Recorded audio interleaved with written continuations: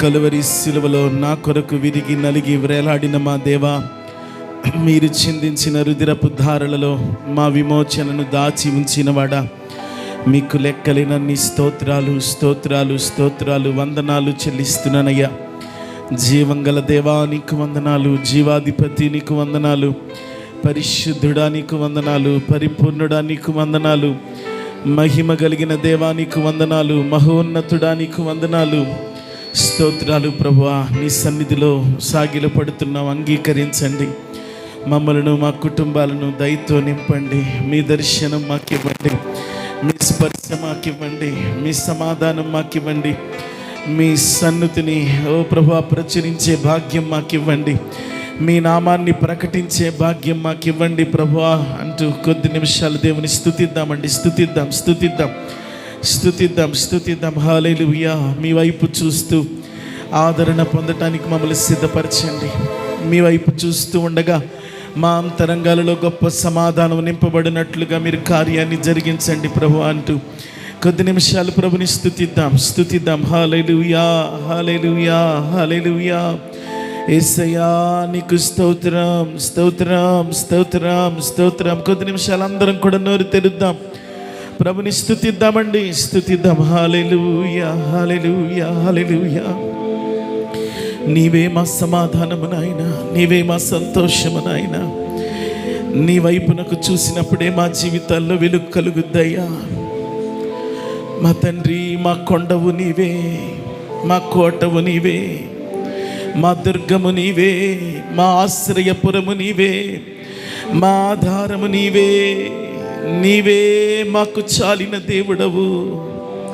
నీకు స్తోత్రం స్తోత్రం. హల్లెలూయా హల్లెలూయా హల్లెలూయా. కలవరపడినే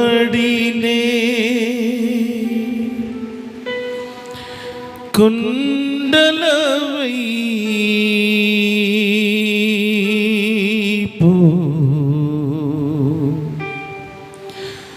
నా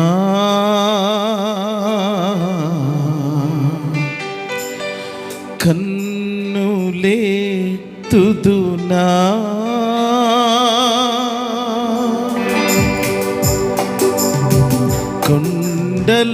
కొండలవైపు నా కన్నులెత్తి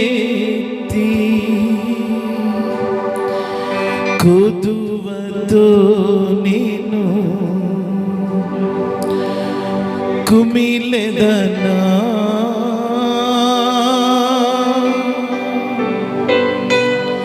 కొదువతో నేను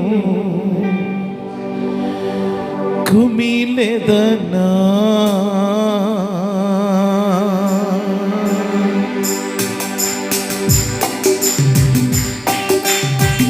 అవును ప్రభువా,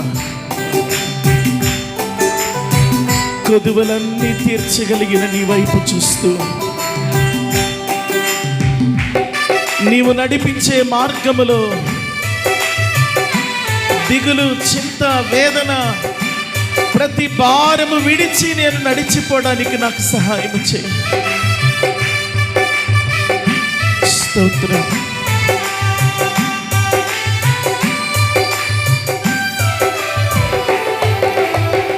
కలవరపడినే కొండల వైపు నా కన్నులెత్తుదునా,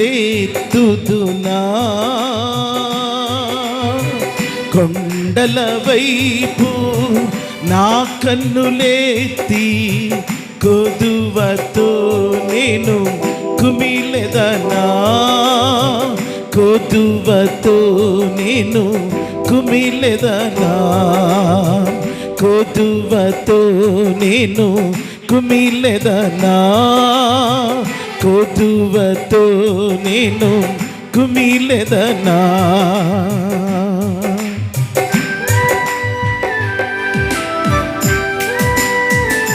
అవును ప్రభువా,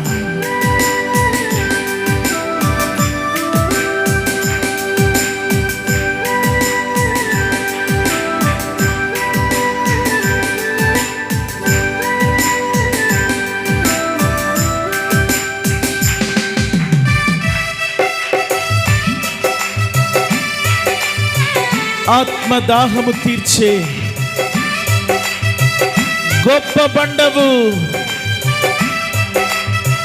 అలసటను విడిపించు గొప్ప బండవు.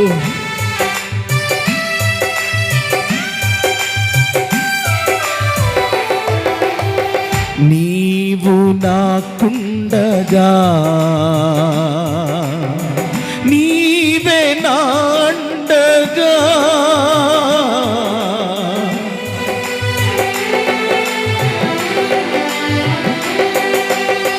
నీవు నాకుండగా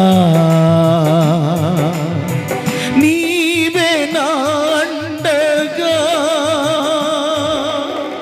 నీవే నా నీవే నా నీవే నా నీవే నా ఆత్మదాహము తీర్చిన వెంబడించిన బండవు, నీవే నా ఆత్మదాహము తీర్చిన వెంబడించిన బండవు. కలవరపడినే కొండల వైపు నా కన్నులెత్తుతున్నా,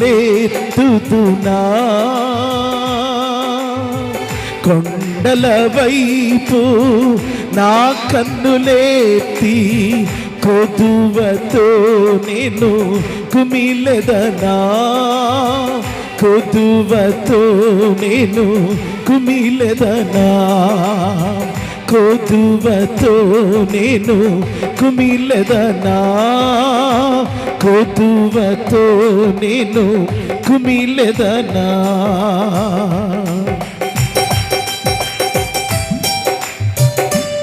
స్తోత్రం. పరిశుద్ధాత్మ దేవా,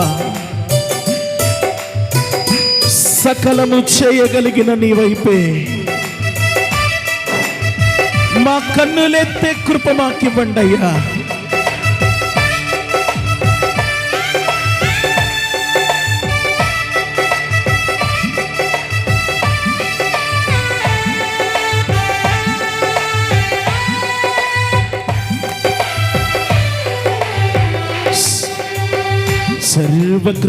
సర్వకృపానిధివి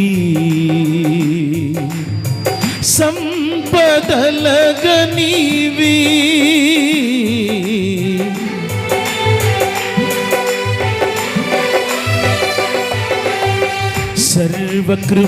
సర్వకృపానిధివి సంపదలగనివి, సకలము సకలము సకలము సకలము చేయగల నీవైపేనా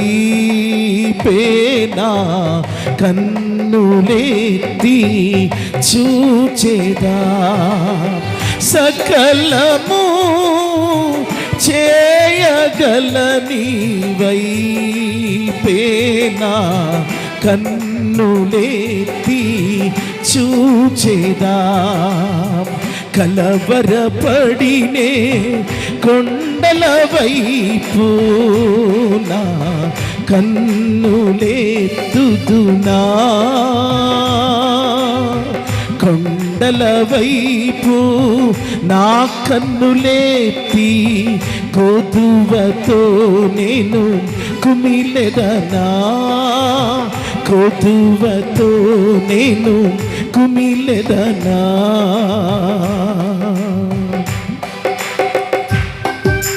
పరిశుద్ధాత్మ దేవా,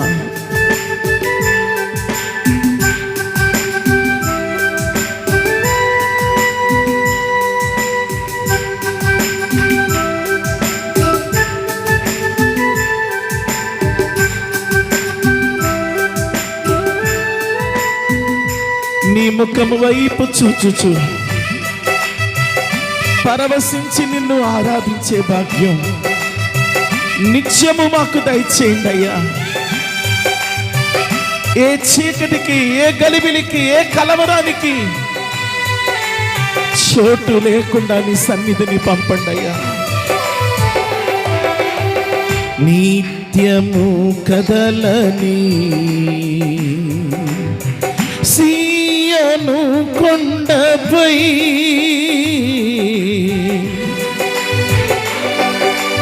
ఆమేన్.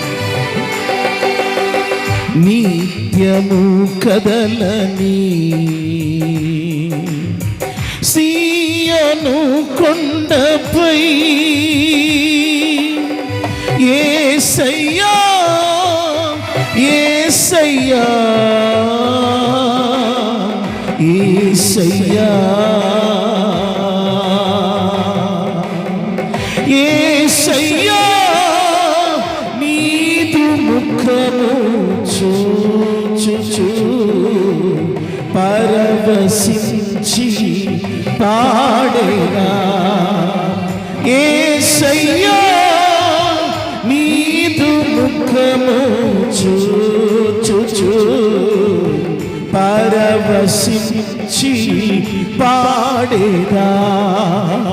యేసయ్యా యేసయ్యా యేసయ్యా యేసయ్యా నీవేనా సకలము సకలము నీవేనా సకలము యేసయ్యా యేసయ్యా నీవేనా సకలము యేసయ్యా యేసయ్యా నీవేనా సకలము యేసయ్యా యేసయ్యా నీవేనా సకలము యేసయ్యా యేసయ్యా నీవేనా సకలము యేసయ్యా యేసయ్యా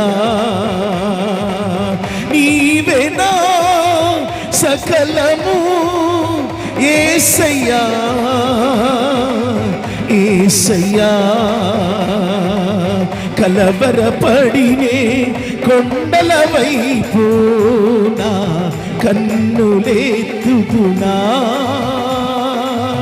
కొండల వైపు నా కన్నులెత్తి కొదువతో నేను కుమిలెదనా. కొదువతో నేను కుమిలెదనా.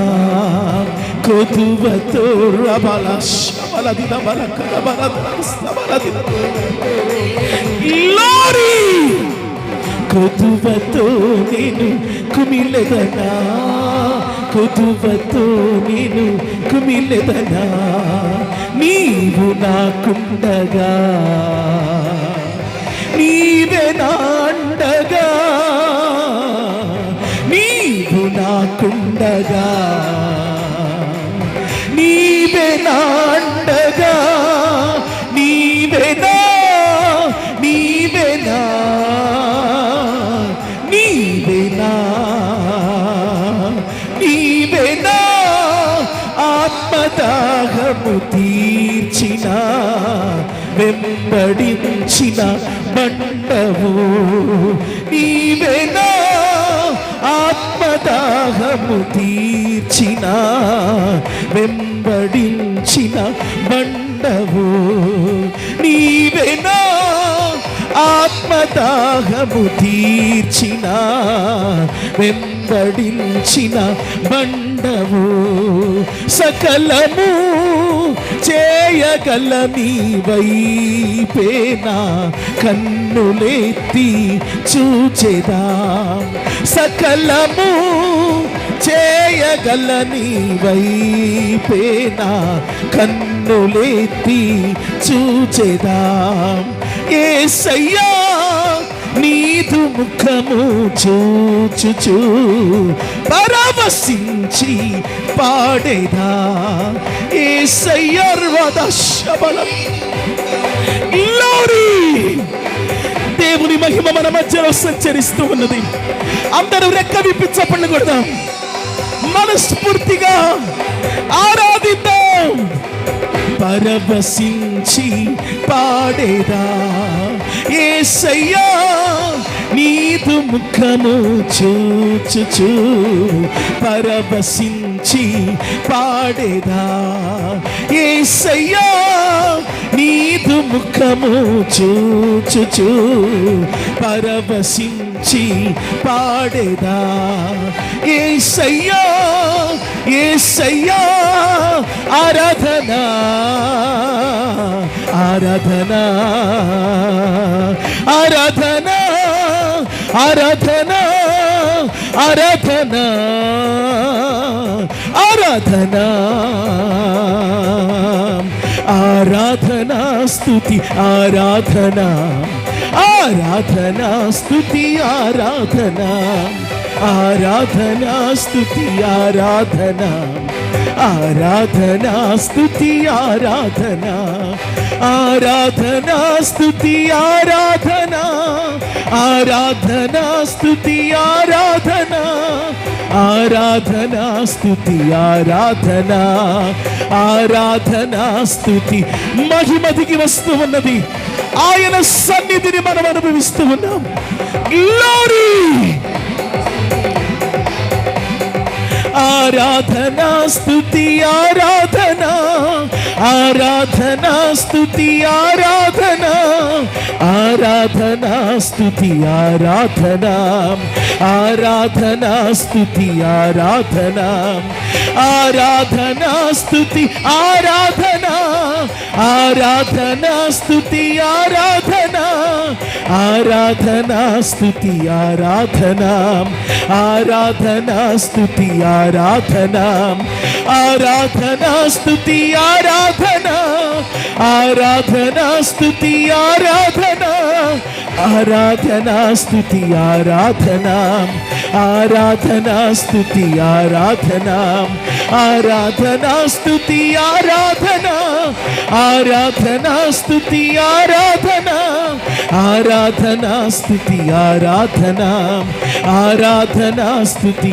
కన్నీరంత తొడవబడును కాక, ప్రతి కలవరము దూరమగును కాక, కృప కలుగును కాక, క్షేమము వచ్చును కాక, ప్రతి విధమైన అంధకార శక్తుల ప్రభావాలు యేసు నామములో లయపరచబడును కాక, ప్రతి అంతరంగము తెరవబడును కాక, మహిమ ఉదయించును కాక.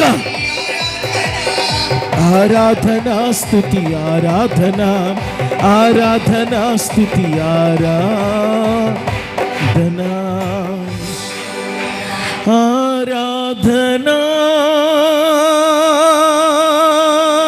స్తుతి ఆరాధనా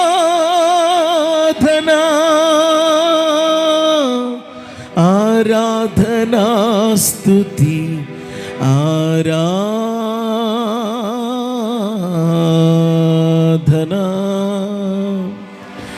కలవరపడినే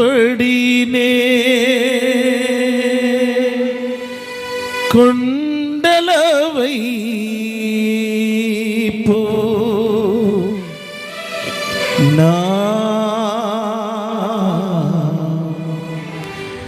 కన్నులే తుదునా.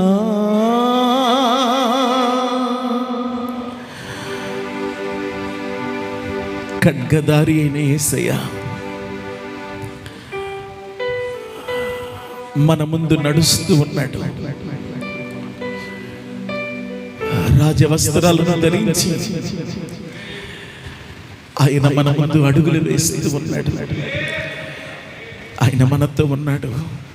మనము కలవరపడవలసిన అవసరం లేదు. దేనికి కలవరపడవలసిన అవసరం లేదు. ఏ పరిస్థితిని బట్టి చింతపడవలసిన అవసరం లేదు. మనం ఆయన వైపు చూద్దాం. ఆయన వైపు చూచే కన్నుల కొరకు ప్రభుని బ్రతిమలాడుకుందాం. ప్రభువా, నిత్య నిత్యము నీ వైపు చూసే ధన్యతను నాకు ఇవ్వండి ప్రభువా అంటూ ఒక్కసారి 2 చేతుల ఆకాశం తట్టెత్తి యేసయ్యను అడుగుదామా యేసయ్యా, నీ వైపు చూసే కన్నులివయ్యా, నీ మీద ఆనుకునే మనస్సునివయ్యా, నిన్ను బట్టి ధైర్యము తెచ్చుకోవడానికి నాకు నేర్పించండి అయ్యా. నీ సన్నిధిని నాకు ఇవ్వండి అయ్యా. చెడిని నా బ్రతుకు, ఓడిని నా బ్రతుకు, తూలిని నా బ్రతుకు, పడిపోయిన నా గుడారము కట్టబడినట్లుగా నీ కృపను కురమారించండి. అద్భుతాలు చేసే దేవా, అద్భుతం చెయ్యండి, అద్భుతం చెయ్యండి, అద్భుతం చెయ్యండి, అద్భుతం చెయ్యండి నాయనా, అద్భుతం చెయ్యండి యేసయ్యా. ఆరాధనా స్తుతి ఆరాధనా, ఆరాధనా స్తుతి ఆరాధనా, నా ప్రాణమానికే ఆరాధనా, నా గానమానికే ఆరాధనా, నా ప్రాణమానికే ఆరాధనా, నా గానమానికే ఆరాధనా. రాజా నీకే ఆరాధనా, రాజా నీకే ఆరాధనా, రాజా నీకే ఆరాధనా, రవికోటి తేజ ఆరాధనా, రవికోటి తేజ ఆరాధనా, ఆరాధనా స్తుతి ఆరాధనా, ఆరాధనా స్తుతి ఆరాధన. అవునయ్యా, నువ్వు మా రాజువయ్యా, నువ్వు మా ముందు నడుస్తున్నావయ్యా, నువ్వు మాకు తోడుగా ఉన్నావయ్యా, నీవు మా మందరకు కాపరివై ఉన్నావయ్యా, మా జీవితాలకు ఆధారమై ఉన్నావయ్యా, మా కుటుంబాలకు యజమానుడివై ఉన్నావయ్యా, మా పక్షమయ్యుండి వ్యాజ్యమాడే దేవుడవుగా ఉన్నావయ్యా, కన్నీరు విడవకుండా కన్నులను తప్పించే దేవుడవయ్యా, జారి పడకుండా పాదములను తప్పించే దేవుడవయ్యా, మరణము చూడకుండా ప్రాణమును తప్పించే దేవుడవయ్యా, మా పక్షమై ఉండి పూర్ణ రక్షణ కలుగు చేయుటకు సమర్థుడవు, సర్వశక్తిమంతుడవు. మమ్మలను మేము మీకు అప్పగించుకుంటున్నాము. మహిమ మీరు పొందండి, మాతో మాట్లాడండి, మీ సహాయాన్ని కోరుకుంటుండగా మమ్మల్ని అభిషేకించమని ప్రార్థిస్తాం. క్రీస్తు వారి పేరిట వేడుచున్నాం తండ్రి, ఆమేన్. మన మధ్యలో ఉన్న రాధిక గారు వచ్చి 121వ కీర్తన చదువుతారు. అందరూ దయచేసి కూర్చోండి.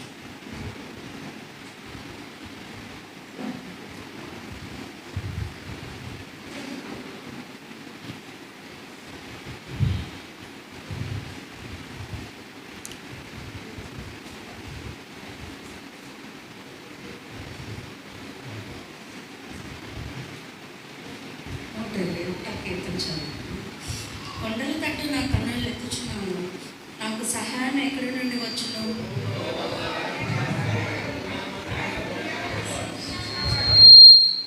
ఆయన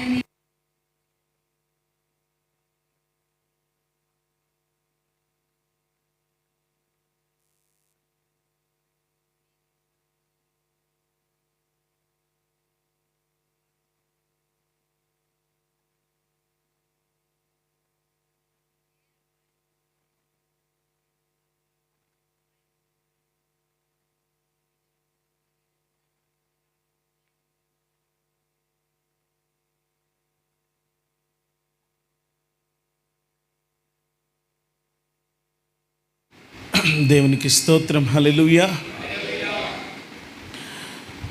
మరొకసారి దేవుని పాదాల దగ్గర ఆశతో ఆసక్తితో సమకూర్చబడి ఉన్న దేవుని పిల్లలైన మీ అందరికి కూడా నా నిండు హృదయపూర్వకమైన వందనాలు తెలియచేస్తా ఉన్నాను.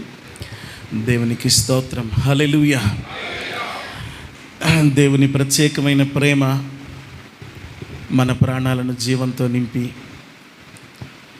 మనలను ఆయనను ఆరాధించే వారిలో ఒకరిగా ఉంచినందుకై మనం ఆయనకి ఎంతైనా రుణస్థులమై ఉన్నాం. ఎంతోమంది ఈ రోజులను చూడలేక మన మధ్యలో నుంచి కొనిపోబడుతూ ఉన్నటువంటి తరుణంలో భక్తి, యోగ్యత, అర్హత, నీతి, యథార్థత మన జీవితంలో ప్రభు చూడదగినవిగా ఏమీ లేనప్పటికీ ఆయన తన ఉచితమైన కృపలో మనల్ని ప్రేమించి మనల్ని సజీవుల సంఖ్యలో ఉంచి సజీవుడైన దేవుణ్ణి ఆరాధించటానికి ఈ 2025వ సంవత్సరం 11వ మాసం ఆఖరి ఆరాధనలోనికి ప్రభు మనల్ని క్షేమంగా తెచ్చారు. ఈ రోజున దేవుడు మనకు అనుగ్రహించిన సమయాన్ని మనం సద్వినియోగం చేసుకుంటూ దేవుని యొక్క వాక్యంలో నుండి యాకోబు భక్తుడు రాసినటువంటి పత్రికలో మొదటి అధ్యాయంలో 25వ వాక్యాన్ని మనము చదువుకునే ప్రయత్నం చేద్దాం. అయితే స్వాతంత్రమునిచ్చు సంపూర్ణ నియమంలో తేరి చూచి నిలకడగా ఉండువాడెవడో వాడు విని మరచువాడు కాక క్రియను చేయువాడై ఉండి తన క్రియలో ధన్యుడవుతాడు అని యేసు ప్రభు సహోదరుడుగా ఉండి అపోస్తలుడుగా ఉండుటకు పిలువబడి దేవుని ఆత్మచేత నింపబడి సంఘాన్ని ఉద్దేశించి రాస్తూ ఉన్నటువంటి పత్రికలో ఈ మాటను పలుకుతున్నట్లుగా రాస్తున్నట్లుగా మనం చూస్తున్నాం. దేవుని వాక్యాన్ని మనము ఎలా చూడాలి? దేవుని వాక్యం అంటే మనం అనుసరిస్తున్న ఈ మత సంబంధమైనటువంటి మార్గంలో మనకు మన మత నియమాలను తెలియచేసే పుస్తకం ఏమాత్రం కూడా కానే కాదు. ఇది ఒక ఆదివారం, ఒక బుధవారం లేదా ఒక ప్రత్యేకమైన నిర్ణీతమైనటువంటి సమయంలో ధ్యానం చేసే పుస్తకం అంతకంటే ఏమాత్రం కూడా కాదు. దేవుని వాక్యం మనం వింటున్నప్పుడల్లా, చదువుతున్నప్పుడల్లా, మనం ధ్యానిస్తున్నప్పుడల్లా అది మన జీవన శైలి మీద ప్రభావితమై మన జీవన యాత్రని అది మళ్ళించేదిగా, మన జీవితంలో ఒక నూతనత్వాన్ని తెచ్చేదిగా దేవుని వాక్యం ఉంది అని మనం అర్థం చేసుకోవాలి. దేవుని వాక్యము మన జీవన శైలి మీద బహు గొప్ప ప్రభావం చూపాలని దేవుడు ఆశపడుతున్నాడు.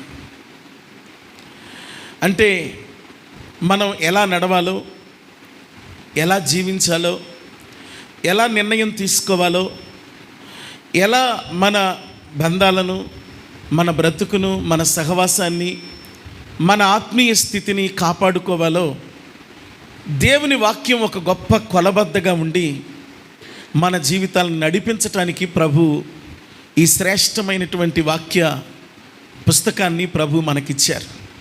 ఒక మాటలో చెప్పాలంటే మనం దేవుణ్ణి విడిచిపెట్టాం గనక ఏదైనా తోటలో మళ్ళీ దేవుణ్ణి చేరుకోవటానికి దేవుడు పంపిన లొకేషన్ లాంటిది ఇది.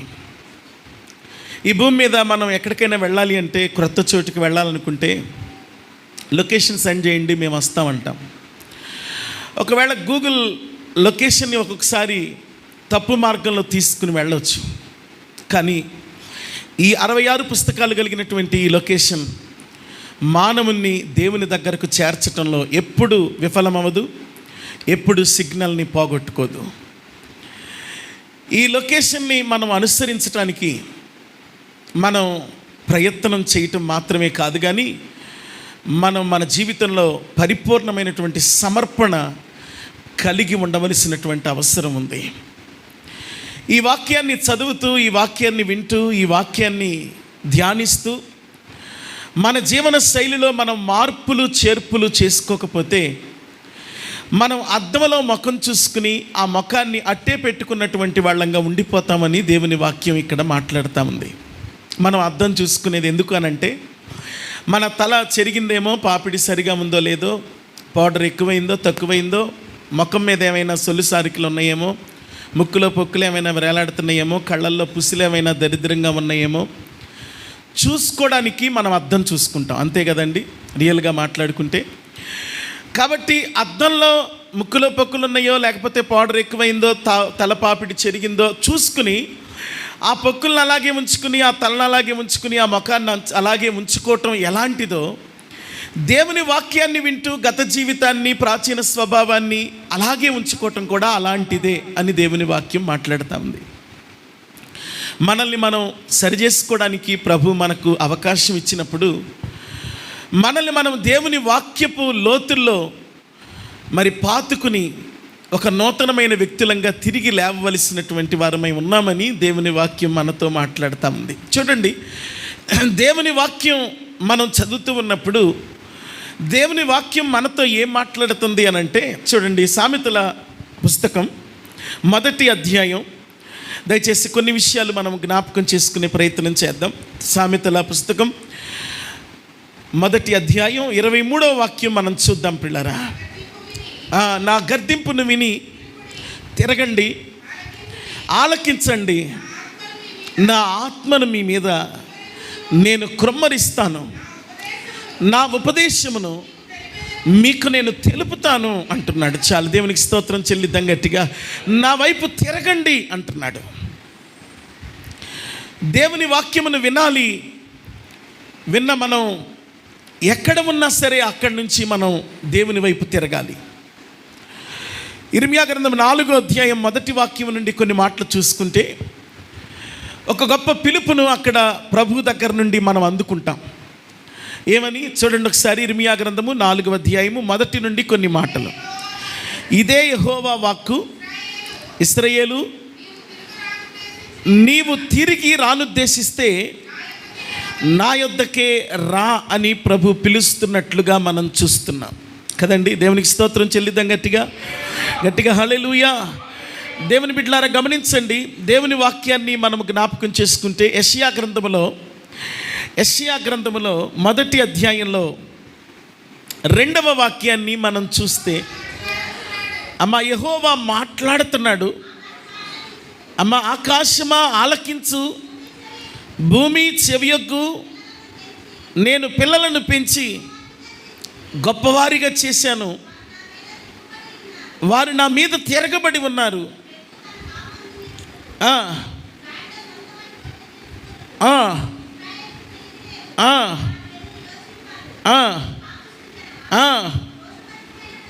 ప్రజలారా, దుష్ట సంతానమా, చెరుపు చేయు పిల్లలారా, మీకు శ్రమ. మీరు యెహోవాను విసర్జించి, దూషించి, విడిచి, తొలగిపోతూ, తిరుగుబాటు చేస్తూ ఇంకా మీరు కొట్టబడుతున్నారు. మీరు ఇలాగున కొట్టబడటం నాకు ఇష్టం లేక నేను మిమ్మల్ని పిలుస్తున్నాను. 18వ వాక్యం చూడండి. 18వ వాక్యం చూడండి. యెహోవా ఈ మాట సెలవిచ్చుచున్నాడు, రండి మన వివాదమును తీర్చుకుందాం. మీ పాపములు రక్తము వలె ఎర్రనివైనను అవి హిమము వలె తెల్లబడతాయి, కెంపు వలె ఎర్రనివైనను అవి గొర్రెబచ్చు వలె తెల్లవవుతాయి. మీరు సమ్మతించిన మాట వింటే భూమి యొక్క మంచి పదార్థాలు మీరు తింటారు. ఎర్రనివిగా ఉంటే తెల్లనివిగా మారుతాయి. మీరు శ్రేష్టమైనటువంటి పదార్థాలను భుజిస్తారు. మీరు కొట్టబడే స్థితిలో నుండి ఆదరణలోనికి వస్తారు. కాబట్టి వాక్యం వింటున్న మీరు వాక్యం వైపు తిరగాలి. వాక్యం వింటూ ఉన్న మన జీవితాలలో, అర్థంలో చూసుకుంటున్న మన జీవితాలలో మార్పు అనేది ఖచ్చితంగా రావాలి. లోకస్తుల ఆశ మన ఆశ ఒకటిగా ఉండకూడదు. లోకస్తుల ఆలోచనలు మన ఆలోచనలు ఒకటిగా ఉండకూడదు. లోకస్తుల యొక్క నిర్ణయాలు మన నిర్ణయాలు ఒకటిగా ఉండకూడదు. వాళ్ళ పరుగు వేరు, వాళ్ళ ప్రయాస వేరు, వాళ్ళ ఆలోచన వేరు, వాళ్ళ నిర్ణయాలు వేరు, వాళ్ళ అంచనాలు వేరు, వాళ్ళ కోరికలు వేరు, వాళ్ళ ఇష్టాలు వేరు. దేవుని పిల్లలమైన మన ఇష్టాలు వేరు, మన కోరికలు వేరు, మన పరుగు వేరు కదా. నేను వచ్చేటప్పటికి పాడుతున్నారు మాస్టర్, అయ్యా నీతో ఉండటమే నా పరుగు. దేవునికి స్తోత్రం చెల్లిద్దాం గట్టిగా. సియోను చేరటమే నా పరుగు కదండి. నా పరుగు నీ పరుగు, నీ పౌరసత్వం నా పౌరసత్వం ఎక్కడుంది అంటే ప్రభువుతోనే పరలోకంలో ఉన్నది. పైన యెరూషలేమే మన తల్లి కదా. మన పౌరసత్వం పరలోకంలో ఉంది. కాబట్టి మనం దేవుని వాక్యం వింటూ ఉన్నప్పుడు మనం తిరగాలి. ఎక్కడున్నామో అక్కడి నుంచి వెనక్కి తిరగాలి, దేవుని వైపు తిరగాలి, దేవుని వైపు చూడాలి. దేవుని వైపు తిరగనంత కాలం మనం కొట్టబడతానే ఉంటాం. దేవుని వైపు తిరగటానికి ప్రభు మనల్ని పిలుస్తున్నాడు కదా. ఆయన ఈ లోకానికి వచ్చినప్పుడు మత్తయి సువార్త 11వ అధ్యాయంలో మనం దేవుని యొక్క వాక్యాన్ని చూస్తాం. ప్రయాసపడి భారం మోసుకొనుచు వేసారిపోతూ అలసిపోతూ ఉన్నటువంటి సమస్త జనులారా చూడండి చూడండి నా యొద్దకు రండి అంటున్నాడు. తిరిగి రండి అంటున్నాడు, తిరిగి రండి అంటున్నాడు, మరలి రండి అంటున్నాడు. దేవుని బిడ్డలారా గమనించండి, లూకా సువార్త 15వ అధ్యాయంలో మనకు గొప్ప అనుభవం కనపడుతుంది. ఏమండి గమనించండి, తప్పిపోయిన కుమారుడు తిరిగి తన తండ్రి ఇంటికి వచ్చిన ఆ సందర్భాన్ని మనం చూస్తాం. అతడు తండ్రి ఇంటికి తిరిగి రానంతసేపు అతడు మోసం చేయబడుతూ ఉన్న పరిస్థితిలోను, పందులు తినే పొట్టు కూడా అతనికి దొరకని పరిస్థితిలోను, అతని జీవితం అంతా ఏమండి గమనించండి నెమ్మది లేని పరిస్థితిలోనూ కనపడుతుంది. నెమ్మది లేని అతని పరిస్థితి, మోసగించబడిన అతని పరిస్థితి, తిండి లేని అతని పరిస్థితి, బ్రతకటానికి అవకాశం లేని అతని పరిస్థితి. ఆ స్థితిని అంతటినీ ఏమండి గమనించండి ఒక్క నిమిషంలో మాయం చేసుకోగలిగాడు. ఎలాగూ అనంటే తిరిగి తండ్రి దగ్గరికి రావడంతో. తిరిగి తండ్రి దగ్గరికి రావటం వెంటనే, వచ్చిన వెంటనే తండ్రి ముద్దులు దొరికాయి, తండ్రి కవిగిలు దొరికింది, తండ్రి ఇచ్చిన ఉంగరం దొరికింది, తండ్రి పెట్టిన భోజనం దొరికింది, తండ్రి తొడిగించిన చెప్పులు దొరికాయి, తండ్రి ఇల్లు దొరికింది. తండ్రి దగ్గర మరలా స్థానం అతని సొంతమైంది. మన జీవితంలో కూడా మనం ప్రభు వైపు తిరిగినప్పుడు, దేవుని వాక్యాన్ని వింటూ ఉండగా, దేవుని వాక్యం మనల్ని దేవుని వైపు నడిపిస్తూ ఉండగా, మనల్ని పట్టి పీడిస్తూ ఉన్నటువంటి, మన కాళ్లకు బంధకాలుగా ఉన్నటువంటి ఏ వ్యక్తి అయితే మన కాళ్లకు బంధకాలుగా ఉన్నాడో, ఏ సందర్భం అయితే, ఏ పరిస్థితి అయితే, ఏ అనుభవం అయితే, ఏ సంగతి అయితే మనల్ని దేవునిలో ఎదగకుండా చేస్తుందో, ఆ బంధకాలను మనం పటాపంచలు చేసుకుని మనం ప్రభు వైపుగా తిరిగి రావటం నేర్చుకోవాలి. దేవుని వాక్యాన్ని వింటూ ఉండగా దేవుని వాక్యం వైపు, దేవుని వైపు తిరిగి రావటం ఎంత అవసరమో, దేవుని వాక్యం వైపు తిరుగుతూ ఉన్న తర్వాత మన జీవితంలో మనం చేయవలసిన మరొక పని ఏంటంటే, మత్తయి సువార్త 15వ అధ్యాయము 10వ మాట చూద్దామండి. 10వ మాట చూద్దాం. మత్తయి సువార్త 15వ అధ్యాయము 10వ మాట. అమ్మా, జన సమూహములను పిలిచి మీరు విని గ్రహించండి. చాలండి చాలండి, మీరు విని ఏం చేయాలి? గ్రహించాలి. దేవుని దగ్గరకు వస్తున్నాను, దేవుని వైపు తిరిగాను అనడంతో అయిపోలేదు. నువ్వేం చేస్తున్నావో గ్రహించు, నువ్వేం చూస్తున్నావో గ్రహించు, నువ్వేం చదువుతున్నావో గ్రహించు.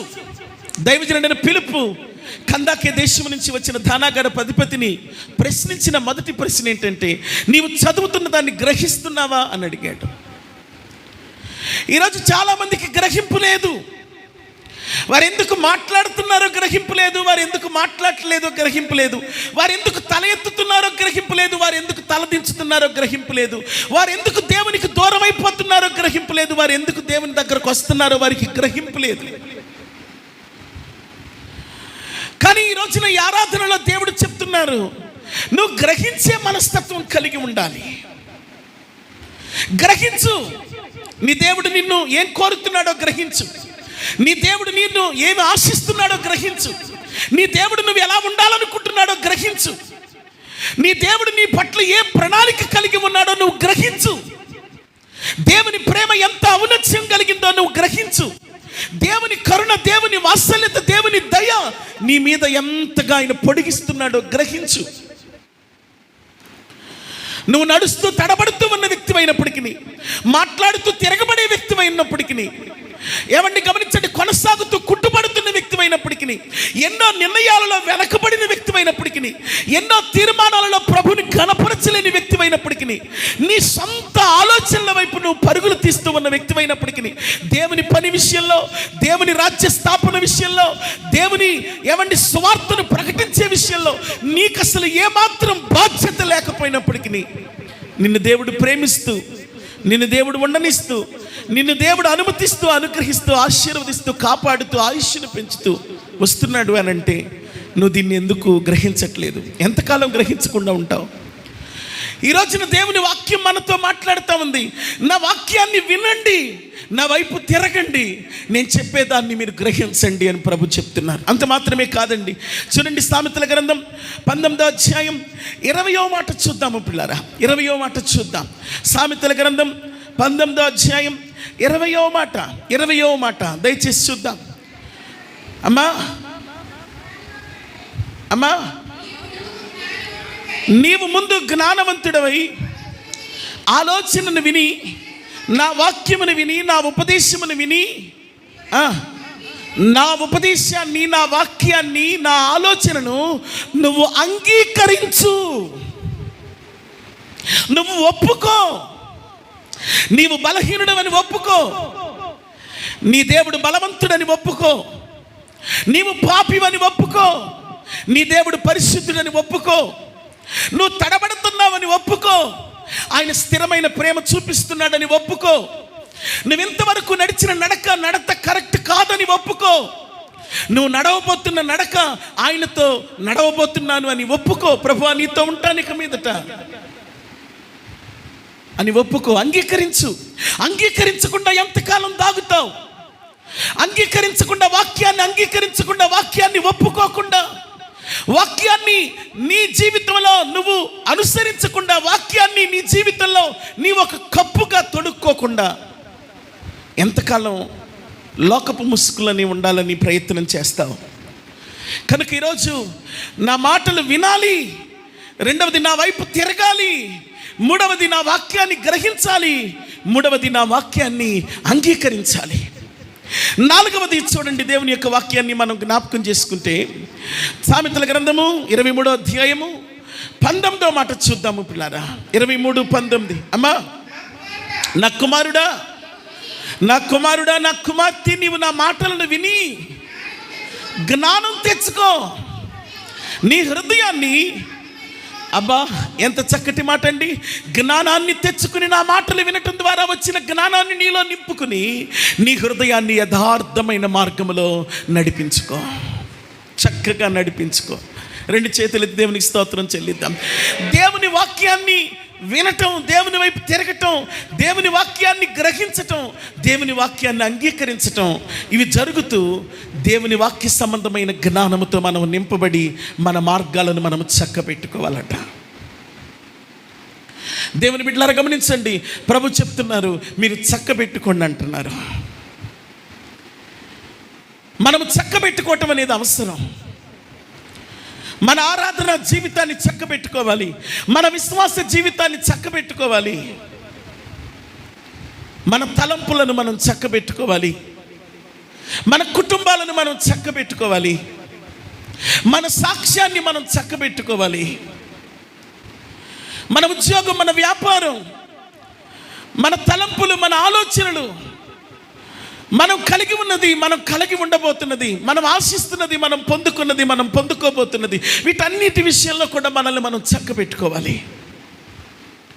జక్కయ్య ఇంటికి యేసుప్రభు వచ్చారు. జక్కయ్య యేసుప్రభునేమి తన ఇంటికి రమ్మనలేదు, కానీ యేసుప్రభు అన్నారు, జక్కయ్య నేను నీ ఇంటికి వస్తానన్నారు. జక్కయ్య ఇంటికి యేసుప్రభు వచ్చి కూర్చున్నారు. కూర్చున్న వెంటనే ఎదురుగుండా ఎత్తరక కనపడుతుంది, నీది కాదు కదా, ఎవరిదో నీ దగ్గర పెట్టుకుని డబ్బులు ఇచ్చినట్టున్నావు, అన్యాయంగా వడ్డీ తీసుకుంటున్నట్టున్నావు, అది నీకు ధర్మమేనా జక్కయ్య? ఇది ఈ ఆస్తి పేపర్లు నీ బీరువాలో ఉన్నట్టున్నాయి, అది నీది కాదనుకుంటా కదా, తనఖా రిజిస్ట్రేషన్ చేయించుకున్నట్టున్నావు, అది నీది కాదు కదా, ఇది తప్పు అని చెప్పి జక్కయ్యతో చెప్పలేదు. ఏ కాక్ గురించి చెప్పలేదు, ఏ ఆస్తి పేపర్ల గురించి చెప్పలేదు, ఏ విషయాన్ని గురించి కూడా ఆయన ప్రస్తావించలేదు. ఆయన వచ్చి కూర్చున్నారు అంతే.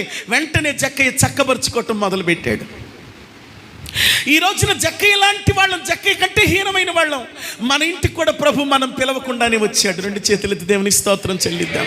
గట్టిగా చెప్పండి హల్లెలూయా.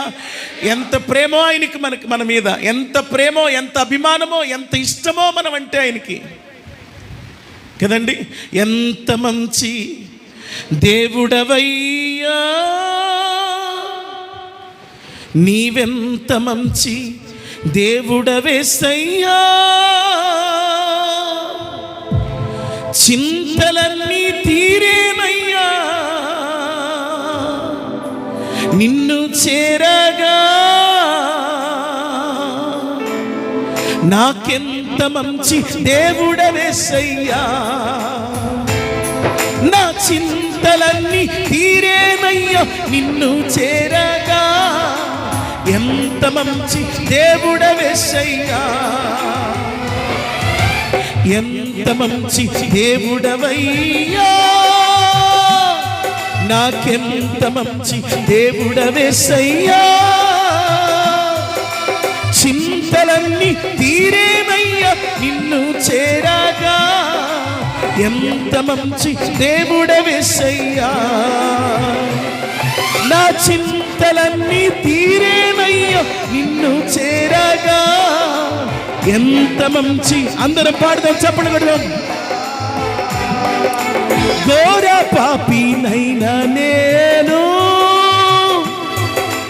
దూరంగా పారిపోగా, ఘోర పాపినైనా నేను దూరంగా పారిపోగా, నీ ప్రేమతో నన్ను క్షమించి నన్ను హత్తుకున్నావయ్యా, నీ ప్రేమతో నన్ను క్షమించి నన్ను హత్తుకున్నావయ్యా, ఎంత మంచి దేవుడవయ్యా, నాకెంత మంచి దేవుడవేసయ్యా, చింతలన్నీ తీరేనయ్యా నిన్ను చేరగా, ఎంత మంచి దేవుడవేసయ్యా, నా చింతలన్నీ తీరేనయ్యా నిన్ను చేరగా, ఎంత మంచి దేవుడవేసయ్యా. హల్లెలూయా, హల్లెలూయా. ఒక వ్యక్తి అంటున్నాడు, అయ్యా నీ రాజ్యానికి నేను చేరాలి, నన్ను ఏం చేయమంటావు అని అడిగితే ప్రభు అన్నాడు, మీ అమ్మ నాన్న ప్రేమిస్తున్నావా? ప్రేమిస్తున్నానయ్యా. దశమభాగం చెల్లిస్తున్నావా? చెల్లిస్తున్నానయ్యా. అబద్ధాలు ఏమైనా ఆడుతున్నావా? అబ్బెబ్బెబ్బెబ్బే లేదయ్యా. దొంగతనం ఎక్కడైనా చేస్తున్నావా? అయ్యో అస్సలు లేదయ్యా. నరహత్య ఎవరినైనా చేస్తున్నావా? అయ్యా అలాంటి కాదయ్యా నేను. ఏ దేవుణ్ణైనా ఆకాశం అందు కానీ, భూమి అందు కానీ, భూమి కింద కానీ, సముద్రంలో కానీ ఏ దేన్నైనా స్వరూపంగా చేసుకుని ఆరాధిస్తున్నావా? అబ్బెబ్బెబ్బే అసలు అలాంటి నేను కాదయ్యా. నేను పుట్టిన కాడిని సున్నతి చేయబడిన వాడిని, పరిశుద్ధుణ్ణి. ఓ వెరీ గుడ్, నువ్వన్నీ భలే ఉన్నావు. అయితే ఒకటే నీకు కొదువుగా ఉంది, నీకున్న ఆస్తిని అమ్మి బేదలకు ఇచ్చి నన్ను వెంబడించు అన్నాడు. అక్కడుంటే ఒట్టువాడు, వాడు మిగుల ఆస్తి గలవాడు కనుక వాడి ముఖమును చిన్నపుచ్చుకుని అక్కడి నుంచి వ్యసన పడుతూ వెళ్ళిపోయాడంట. నా ప్రభు ఎంత ప్రేమ గలవాడు, ఒరేయ్ నువ్వు సరి చేసుకో అని చెప్పాడు ఆ వ్యక్తికి. కానీ జక్కయ్యకి చెప్పలేదు, ఈ కాగు నీది కాదురా, ఈ వస్తువు నీది కాదురా, వాళ్ళ దగ్గర అన్యాయం తీసుకున్నావు, వీళ్ళ దగ్గర అన్యాయం తీసుకున్నావు, 2 ఎంతలు ఇచ్చాయి అప్పుడే నువ్వు అబ్రహాము కుమారుడు అవుతావు అని అనలేదు జక్కయ్యని. కానీ అనకుండానే సరి చేసుకున్నాడు. ఈరోజు ఆదివారం వాక్యం వినలేదు, బుధవారం వాక్యం వినలేదు, ఫోన్లో వాక్యం వినలేదు, పగిలిపోయిన దానిలో వాక్యం వినలేదు. మళ్ళీ కావాలి వాక్యం.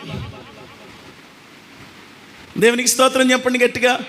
ఏం కావాలి చెప్పండి? మనకి వాక్యం కావాలి, మందిరం కావాలి, పాస్టర్ గారు కావాలి, ప్లాస్టర్ గారు కావాలి. కానీ వాక్యం మాత్రం ఆలోచించేటట్టుగా మనలో లేదు, గ్రహించేటట్టుగా మనలో లేదు, అంగీకరించేటట్టుగా మనలో లేదు, దేవుని వైపు తిరిగేటట్టుగా మనలో లేదు. కానీ 11వ మాసం ఆఖరి ఆరాధనలో, ఈ 2025 సంవత్సరం ఆఖరి మాసంలోనికి అడుగు పెట్టబోతున్న నా ప్రియమైన సహోదరి సహోదరుడా, పరిశుద్ధాత్మ దేవుడు నీతో మాట్లాడుతూ ఉన్న మాట ఏంటంటే, నిన్ను నీవు చక్కపరుచుకోవటానికి, నీ మార్గాలు చక్కపరుచుకోవటానికి ఈ వాక్యం నీ దగ్గరకు వచ్చింది. 2 చేతుల దేవునికి స్తోత్రం చెల్లిద్దాం. గట్టిగా చెప్పాలి హల్లెలూయా. జక్కయ్య ఒక్క మాట కూడా ప్రభు అడగకుండానే జక్కయ్య అన్నాడయ్యా, నేను అన్యాయంగా ఎవరెవరి దగ్గర ఏమేమి పుచ్చుకుంటున్నావు వాటన్నిటి తిరిగి ఇచ్చేస్తానయ్యా అంటున్నాడు. రే జక్కయ్య, నిన్ను ఎవరు అడిగారు అసలు? లేదయ్యా, నువ్వు నా ఇంటికి రావటంతోనే ఇవన్నీ నాకు అనవసరం అనిపిస్తుంది. గబగబ పిలిపించేశాడు. వాడిని పిలిపించాడు, వీడిని పిలిపించాడు. యేసయ్య ఏమో ఇక్కడ కూర్చున్నాడు. యేసయ్య ఎంత మేడి చెట్టెక్కి అంత అబ్బరంగా, అంత ఆశ్చర్యంగా, అంత ఆహ్లాదకరంగా, అంత ఉబలాటంగా, అంత ఇష్టంగా, అంత కోరికగా యేసుబాబును చూడాలని చెట్టెక్కి యేసుబాబు వచ్చి ఇంట్లో కూర్చుంటే ఎన్ని మాట్లాడతాడంటే ఏంటండి ఇతను? నువ్వు నన్ను దీవించయ్యా, ఇంకా 4 ఆస్తులు వచ్చి నాకు వచ్చి పడేటట్టు చెయ్యయ్యా అని అడగట్లేదేంటండి? ఉద్యోగం కావాలి, ఉద్యోగంలో ప్రమోషన్ కావాలని అడగట్లేదేంటండి? పెళ్లి కావాలి, పిల్లలు కావాలని అడగట్లేదేంటండి? ఏమండి ఏమి అడగట్లేదండి. ఉన్నవన్నీ వదిలించుకోవాలని చూస్తున్నాడండి. వెంటనే నా యేసు ఏమన్నా తెలుసా? ఇతడు అబ్రహాము కుమారుడు, ఇతని పాపములన్నీ క్షమించబడిని అని చెప్పాడండి. 2 చేతులెత్తి దేవునికి స్తోత్రం చెల్లిద్దాం. గట్టిగా చెప్పాలి హల్లెలూయా, చెప్పాలి హల్లెలూయా. ఒక అమ్మాయిని జుట్టు పుచ్చుకుని జుట్టు మేలేసి ఈడ్చుకొచ్చి ప్రభు పాదాల ముందు పడేశారు. నువ్వు ఈ అమ్మాయిని కొట్టి చంపాలనుకుంటున్నాం మేము మోసే ధర్మశాస్త్ర ప్రకారం, నువ్వు అవును అంటావా కాదు అంటావా అని అడిగారు. వారి ఉద్దేశం ఏంటంటే, ఆయన అవును అంటే నువ్వు కొత్తగా చెప్పేది ఏముంది, సామాను చదువుకుని పో అందామని. ఒకవేళ కాదు అంటే మోసే చెప్పిన దాన్ని నువ్వు కాదంటున్నావు, నువ్వు జావాలి ముందు అందామని. కానీ వారి తలంపుడు నెరిగిన యేసుప్రభు అంటే, కొట్టొచ్చు, కొట్టొద్దని ఎవరన్నారు? కొట్టండి, కానీ తప్పు లేనివాడు ఎవడో, ఆ శుద్ధపోస ఎవడో, ఆ గురివింద గింజ ఎవడో కదండి, మన భాషలో చెప్పాలంటే ఆ కింద నలుపు లేని వాడు ఎవడో వచ్చి ముందు రాయి వెయ్యమన్నాడు. పాపం ఎవడో, నేను పొరుగురండి, నా సంగతి ఈయనకేం తెలుసు అని రాయి పుచ్చుకుని ఉంటాడు. వాడు బతుకంతా కింద రాసేస్తున్నాడంట. ఈయన బాబాయ్ వీడితో పెట్టుకుంటే ప్రమాదం అని చెప్పి ఒక్కడు లేడంట. అక్కడ రాళ్ల కుప్పంతా మిగిలిందంట. యేసుబాబు మిగిలాడంట. పాపాత్మురాలిన స్త్రీ నిలబడిందంట. ఆయన వైపు చూస్తుంది ఆవిడ. అయ్యా, ఎవ్వరు నన్ను కొట్టలేరయ్యా, ఎందుకంటే వాళ్ళ బతుకులేంటో నాకు తెలుసు. నువ్వన్న మాటకి ఎవడు నిలబడలా, కానీ నువ్వొక్కడవే అర్హుడివి. ఈ రాళ్ల కుప్పంతా తీసి నన్ను కొట్టడానికి నువ్వొక్కడవే అర్హుడివి అన్నట్టు ఆయన వైపు చూస్తుంటే ఆయన అన్నాడట, అమ్మా అన్నాడట. దేవునికి స్తోత్రం చెప్పండి, గట్టిగా గట్టిగా చెప్పాలి హల్లెలూయా. అమ్మా నీ పిలిచావ ప్రభువా, అది ఎవ్వరు పిలువని పిలుపు, నేనెన్నడూ వినని పలుకు. అమ్మాని పిలిచావ ప్రభువా, అది ఎవ్వరు పిలువని పిలుపు, నేనెన్నడూ వినని పలుకు. అమ్మాని పిలిచావ ప్రభువా, నాదు పాపముతో తరుమబడి తిని, రాళ్లతో నేను కొట్టబడి తిని, నిలిచాను నీ ముందు దోషినై, దొరికింది నీ పాద సన్నిధి. నిలిచాను నీ ముందు దోషినై, దొరికింది నీ పాద సన్నిధి. అమ్మాని పిలిచావ ప్రభువా, అది ఎవ్వరు పిలువని పిలుపు, నేనెన్నడూ వినని పలుకు. అమ్మాని పిలిచావ ప్రభువా. హల్లెలూయా. ఇంతవరకు ఏ సన్నాసి వచ్చినా నీ రేట్ ఎంత, ఏమే వచ్చే పోవే రావే అని పిలిచారయ్యా నన్ను. కానీ పాపం లేనివాడవైన నీవు నా ముందు నిలవబడి అమ్మా అని పిలుస్తున్నావు. ఏంటయ్యా నన్నేం చేయమంటావు? అమ్మా ఇక మీదట పాపము సరి చేసుకో అమ్మా. దేవునికి స్తోత్రం చెప్పండి గట్టిగా. చక్కబెట్టుకో అయ్యా. ఈ సంవత్సర కాలంలో ఏ అనుభవాల్లో సాగేవో చక్కబెట్టుకో. దేవుని వాక్యము నీవు దేవుని వైపు తిరిగేటట్టుగా నీ జీవితంలో ఉందా? దేవుని వాక్యము గ్రహించేటట్టుగా నీ జీవితంలో నువ్వు ఉన్నావా? దేవుని వాక్యమును అంగీకరించేటట్టుగా నీ జీవితంలో ఉన్నావా? దేవుని వాక్యము చేత జ్ఞానము తెచ్చుకుని ఆ జ్ఞానముతో నీ మార్గాన్ని చక్కబెట్టుకునేటట్టుగా నువ్వు ఉన్నావా? ఒక్కసారి ఆలోచన చేయి.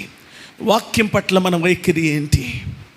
వాక్యం పట్ల మన వైఖరి ఏంటి? ఒక అరగంట, 30 గంట నిలబడి ఏదో చెప్తారు, వింటాం. అది ఆయన చెప్పాలని రూలు ఆయనకుంది, వినాల్సిన రూలు మనకుంది. అయిపోయింది. ఇక మన బాధ్యత, మనం క్రైస్తవులం కదా, ఆదివారం వెళ్ళాలి. ఖచ్చితంగా ఆదివారం వెళ్ళాలి, వాక్యం వినాలి, మందిరానికి వెళ్ళాలి, చందా వేయాలి, వందనాలు చెప్పాలి, కూర్చోవాలి, వచ్చేయాలి. ఇక ఇంతేనా వాక్యం పట్ల మన వైఖరి? కాదు కదా.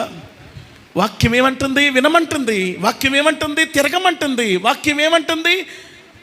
గ్రహించమంటుంది. వాక్యం ఏమంటుంది? అంగీకరించమంటుంది. వాక్యం ఏమంటుంది?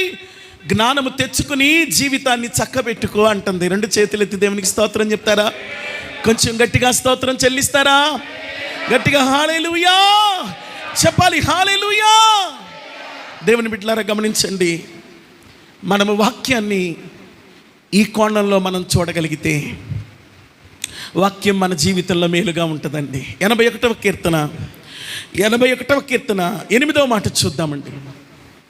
వాక్యం వైపు మనము తిరిగినప్పుడు, వాక్యాన్ని మనం గ్రహించినప్పుడు, వాక్యాన్ని మనం అంగీకరించినప్పుడు, వాక్యం చేత మన మార్గాన్ని యథార్థంగా మనం నడిపించుకున్నప్పుడు 81వ కీర్తన 8వ మాట, అయ్యో ఇశ్రాయేలు, నా ప్రజలారా ఆలకించండి, నేను మీకు మంచి సంగతులను తెలియచేస్తాను. అయ్యో ఇశ్రాయేలు, నీవు నా మాట విని ఎడలా, ఇదిగో చూడండి, నా మాట వింటే, నా మాట విని నా వైపు తిరిగితే, గ్రహిస్తే, అంగీకరిస్తే, చక్కపరుచుకుంటే నీకు మేలు కదా. ఏంటి చెప్పండి? నీకు మేలు దాగి ఉంది ఆయన వాక్యమును మనం వినటంలో కదా. దేవునికి స్తోత్రం చెల్లిద్దాం గట్టిగా. చూడండి, మరొక అనుభవం చూద్దాం. ఆయన వాక్యాన్ని మనం వింటే 11వ అధ్యాయం లూకాసు వార్త 11వ అధ్యాయం 28వ మాట చూద్దాం. 28వ మాట చూద్దాం. 11:28. అవును కానీ దేవుని వాక్యము విని దానిని గైకొనువారు అమ్మా మరి ధన్యులని చెప్పాను. జనులు గుంపులుగా కూడినప్పుడు, మరొకసారి అదే మాట, దేవుని వాక్యమును వినిన వాళ్ళు ధన్యులవుతారు. చాలు ధన్యులవుతారు. దేవుని వాక్యమును వింటే మేలు. రెండవది ఏంటి చెప్పండి? దేవుని వాక్యము వింటే ధన్యత. ఆయన మాట వింటే ధన్యత కదండి. ఆయన సన్నిధికి వస్తే ధన్యత.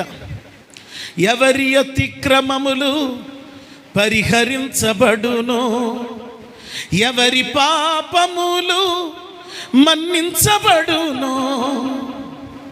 ఎవరి అతిక్రమములు పరిహరించబడును, ఎవరి పాపములు మన్నించబడును. వారి ధన్యులు, వారెంతో ధన్యులు, వారి ధన్యులు, వారెంతో ధన్యులు. ధన్యము, ఎంతో ధన్యము యేసయ్యను కలిగిన జీవితము కదండి. ఆయన వాక్యం వింటే ధన్యత, ఆయన వాక్యం వింటే మేలు. మత్తయి సువార్త 7వ అధ్యాయం మరొక తలంపు. ఆయన వాక్యం వినడం ద్వారా, గ్రహించడం ద్వారా, ఆలోచించడం ద్వారా, అంగీకరించడం ద్వారా, ఆయన వైపు తిరగటం ద్వారా మనకు కలిగే మరొక మేలును మనము చూద్దాం. చూడండి, మత్తయి సువార్త 7వ అధ్యాయం 24వ మాట. 7:24. అమ్మ కాబట్టి ఈ నా మాటలు విని వాటి చప్పున చేయి ప్రతివాడును బండ మీద తన ఇల్లును కట్టుకునినా. చూడండి, నా మాటలు వింటే వాడు కట్టబడి స్థిరపడిన బుద్ధిమంతుడిగా ఉంటాడు. బుద్ధి అనేది వస్తుంది దేవుని మాటలు వింటున్నప్పుడు. పడిపోయే నిర్ణయాలు తీసుకోడు వాడు. ఓరకనే మాట్లాడు, ఓరకనే ఏది చేయడు. ఏ పని చేసినా అందులో ఒక అర్థం, ఒక పర్థం అనేది ఉంటుంది, ఒక పరమార్థం అనేది ఉంటుంది. గాలికి కొట్టినట్టుగా మనం జీవించకూడదు. గాలికి మాట్లాడుతున్నట్టుగా మనం మాట్లాడకూడదు. మనం చేస్తూ ఉన్నటువంటి ప్రతి పని కూడా బుద్ధి, వివేక, జ్ఞానాలతో నింపబడిందిగా ఉండాలి. అలా ఉండాలి అనంటే దేవుని వాక్యం వినేవాళ్ళమై ఉండాలి. దేవుని వాక్యం వినేవాడు బుద్ధి కలిగిన వాడిగా ఉంటాడు. చూడండి, ఆయన వాక్యం విని అంగీకరించి గ్రహించి ఆయన వైపు తిరిగి ఆయన వాక్యం ద్వారా మార్గాన్ని చక్కబెరుచుకుంటే మేలును పొందుతాం. రెండవది ధన్యులం అవుతాం. మూడవది బుద్ధిని సంపాదించుకుంటాం. నాలుగవది చూడండి, లూకా సువార్త 8వ అధ్యాయం 15వ మాట. లూకా సువార్త 8వ అధ్యాయం 15వ మాట దయచేసి చూద్దాం. లూకా సువార్త 8:15. అమ్మా, మంచి నేలను ఉండినటువంటి విత్తనమును పోలిన వారెవరనగా యోగ్యమైన మంచి మనస్సుతో వాక్యమును విని దానిని అవలంబించి ఓపికతో ఫలించువారే. దేవునికి స్తోత్రం చెల్లిద్దాం గట్టిగా. ఆయన వాక్యమును వింటున్నప్పుడు ఫలిస్తాం. ఆయన వాక్యమును వినటానికి మనము ఇష్టపడాలి. మనుషుల మెప్పులను కాదు, మనుషుల కొరకు కాదు, నువ్వు దేవుని చిత్తం వైపు చూడు. దేవుని చిత్తం వైపు నువ్వు చూసినప్పుడు, దేవుని చిత్తం వైపు నువ్వు నడిచినప్పుడు, దేవుని వాక్యం ఏది నేర్పిస్తుందో దాన్ని నేర్చుకుంటున్నప్పుడు నువ్వు ఖచ్చితంగా ఫలిస్తావు. ఓపికగా ఫలిస్తావు, బహుగా ఫలిస్తావు కదండి. ఆయన వాక్యం వింటున్నప్పుడు మేలు, ఆయన వాక్యం వింటున్నప్పుడు ధన్యత, ఆయన వాక్యం వింటున్నప్పుడు బుద్ధి, ఆయన వాక్యం వింటున్నప్పుడు ఫలింపు. ఆఖరి మాట ఒకటి గుర్తు చేస్తాను. ప్రకటన గ్రంథం 3వ అధ్యాయం 20వ మాట. ప్రకటన గ్రంథం 20వ అధ్యాయం 3వ మాట. ఆయన వాక్యం వింటున్నప్పుడు మనకు కలిగే మరొక గొప్ప సంగతి. అమ్మా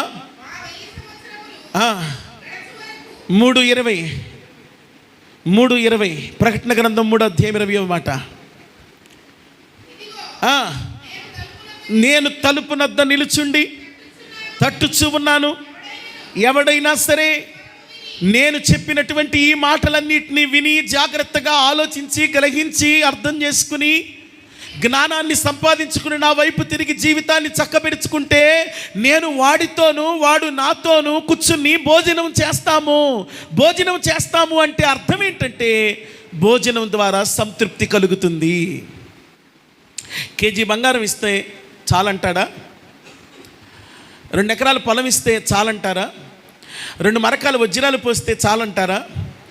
కానీ పట్టెడు అన్నం పెడితే, ఆ పట్టెడు తర్వాత మళ్ళీ తినగలిగితే మరొక పట్టెడు పెడితే ఖచ్చితంగా చాలు అంటాడు ప్రతి మనిషి.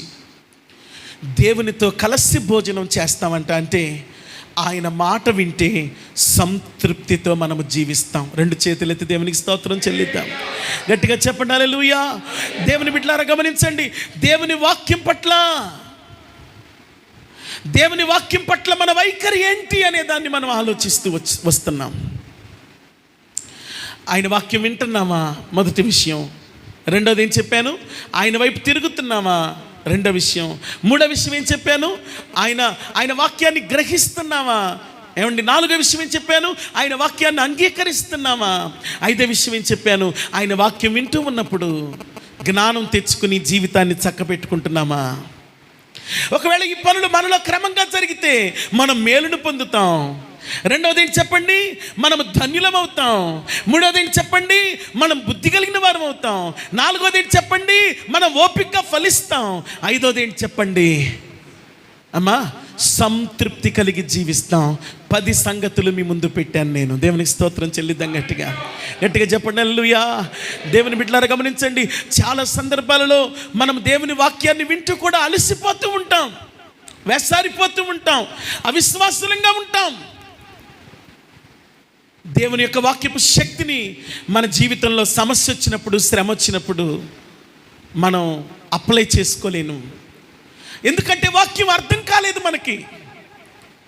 వాక్యం అర్థం కాలేదు. మేలు చేస్తేనే దేవుడు అనే మీమాంసలో ఉండిపోయాం మనం, ఆ మూసలో ఉండిపోయాం.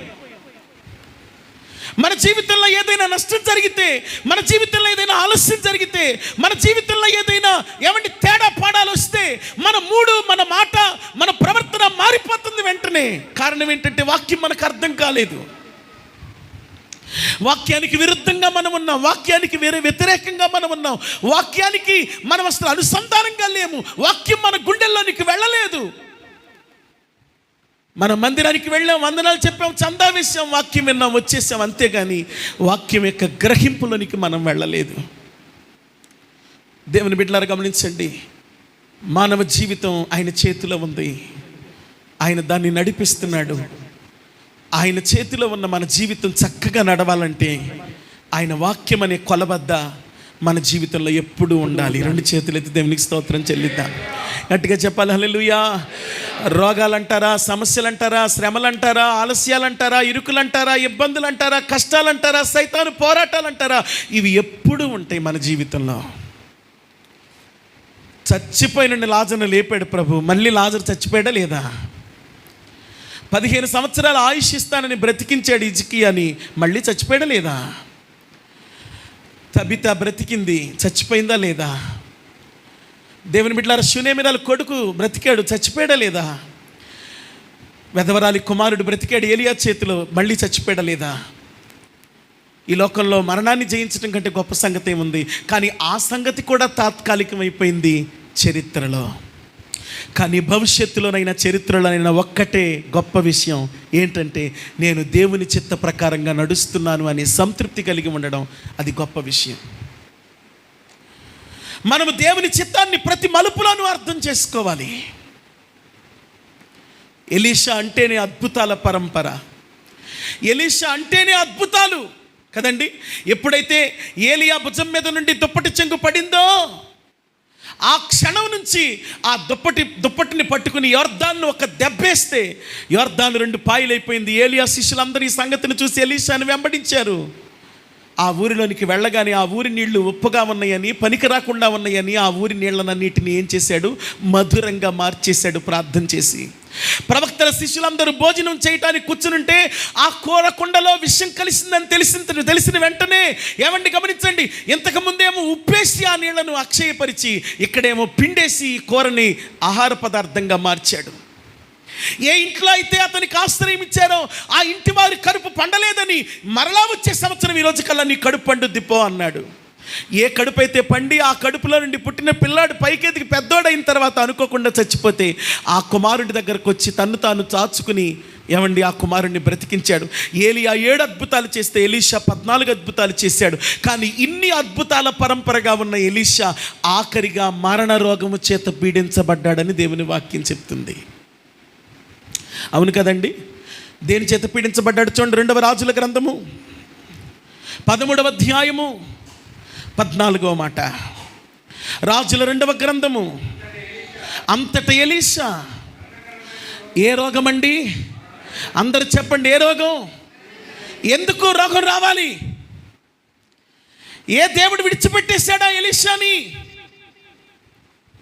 ఏం కాదండి, మరణకరమైన రోగముతోనే చచ్చిపోయాడండి. మరణకరమైన రోగముతో చచ్చిపోయినాడు ఎలీషాని. ఏం చేశారు చెప్పండి? సమాధి చేశారండి. తర్వాత కొంతకాలం గడిచిపోయిన తర్వాత యుద్ధంలో ఎవరో సైనికుడిని తీసుకెళ్ళి చచ్చిపోయి ఉబ్బిపోయి వాసన కొడుతున్నాడని చెప్పి వాడిని ఈడ్చుకుని వెళ్ళి అది ఎలీషా సమాధి అని తెలియక ఎలీషా సమాధిలో పడేశారట. అయితే ఎలీషా సమాధిలో ఉన్న ఎలీషా ఎముకలు ఈ చచ్చిపోయి వాసన కొడుతున్న వాడికి ఎప్పుడైతే తగిలినాయో వాడు లేచి కూర్చున్నాడంట. దేవుని స్తోత్రం చెప్పండి గట్టిగా. అంటే దేవుని అభిషేకం విడిచిపెట్టబడలేదు, కానీ రోగం మాత్రం ఉంది. ఈ రోగంలో నువ్వు వెళ్ళటం దేవుని చిత్తం. ఈ సంగతిని నువ్వు అర్థం చేసుకో. ఈ మనుషులు నీకు దూరం అవ్వటం దేవుని చిత్తం. ఈ సంగతిని నువ్వు అర్థం చేసుకో. ఈ బంధం ఇంతటితో నిలిచిపోవాలి, అది దేవుని చిత్తం. దాన్ని అర్థం చేసుకో. ఈ డబ్బులు నీకు ఇంతవరకే ఉండాలి, అర్థం చేసుకో. కష్టంలో నువ్వు నడవాలి, అర్థం చేసుకో. శ్రమలో నువ్వు ఉండాలి, అర్థం చేసుకో. ఈ లేమిలో నువ్వు ఉండాలి, అర్థం చేసుకో. మనిషిని పోగొట్టుకోవాలి, అర్థం చేసుకో. మనిషిని సంపాదించుకోవాలి, అర్థం చేసుకో. దేవుడు నీకు ఏది ఇస్తున్నాడో దానిలో అర్థం చేసుకో. దేవుడు నీకు ఏది తీసేస్తున్నాడో దాన్ని అర్థం చేసుకో. అలా అర్థం చేసుకునే జ్ఞానాన్ని వాక్యంలో సంపాదించుకో. ఏదో వచ్చాను వెళ్ళానని లంబాడోళ్ళ పాటలు పాడుకునే తీరుగా మనం ఉండొద్దు. దేవుని యొక్క వాక్యం వింటూ ఉండగా మనలో నూతనత్వం రావాలి. 2 చేతులెత్తి దేవునికి స్తోత్రం చెల్లిద్దాం. గట్టిగా చెప్పాలి హల్లెలూయా. దేవుని వాక్యం వింటూ ఉన్నప్పుడు ఏమండి గమనించండి, మన హృదయంలో గొప్ప నవీనత్వం రావాలి. ఈ రోజున దేవుని ఆత్మతో ఏమండి నింపబడిన వాడిని నేను మీకు చెప్పే సంగతి ఏంటంటే, దేవుని చిత్తంలో ఉన్నటువంటి ఔన్నత్యాన్ని మనం అర్థం చేసుకోవాలి. పౌలు ఎంత భక్తుడండి. నేను క్రీస్తుని పోలి నడుచుకొనిచున్నాను, మీరు నన్ను పోలి నడుచుకోండి అని చెప్పాడు. నేను 3వ ఆకాశానికి ఎక్కిపోయాను అన్నాడు. నాకు ప్రత్యక్షతలు అధికంగా వచ్చినాయి అన్నాడు. నేను మిగతా అపోస్తలుల కంటే విశేషంగా ప్రయాసపడ్డాను అన్నాడు. ఏమండి 14 పత్రికలు సంఘాలకు అందించాడు. 33 సంవత్సరాలు మధ్యధర సముద్రం అంతా కలయి ఎక్కడ మాట్లాడితే అక్కడ సంఘాన్ని కట్టేశాడు. ఎవరి ఇంట కూర్చొని ఉపదేశం చెప్తే వాళ్ళ ఇంట సంఘం కట్టబడింది. అలాంటి పౌలు గారికి ఒక ముళ్ళు ఉందంట. ఆ ముళ్ళు వివరం ఏంటో చెప్పలేదండి, ఆ రోగం వివరం ఏంటో చెప్పలేదండి. కానీ ఏమండి గమనించండి, డాక్యుమెంట్లో చదివితే అతని కాళ్ళు మోకాళ్ళ కాడి నుంచి కింద వరకు భయంకరమైనటువంటి పచ్చి పుళ్ళు రసిగారుతూ ఉండేయంటండి. ఆ ముళ్ళును బట్టి దేవుణ్ణి అడిగాడంట, ప్రభువా నా నడికట్టును ముట్టుకుని మనుషులు బాగుపడుతున్నారు కదా, మరి నాకు ఈ రోగం ఏంటయ్యా అంటే ప్రభు అన్నాడట, నా కృప నీకు చాలు, నోరు మూసుకుని వెళ్ళు అన్నాడట. దేవునికి స్తోత్రం చెప్పండి గట్టిగా. నోరు ఎత్తలేదంటండి పౌలు గారు. ఎంతమందికి స్వస్థత ప్రార్థనలు చేస్తున్నాడు.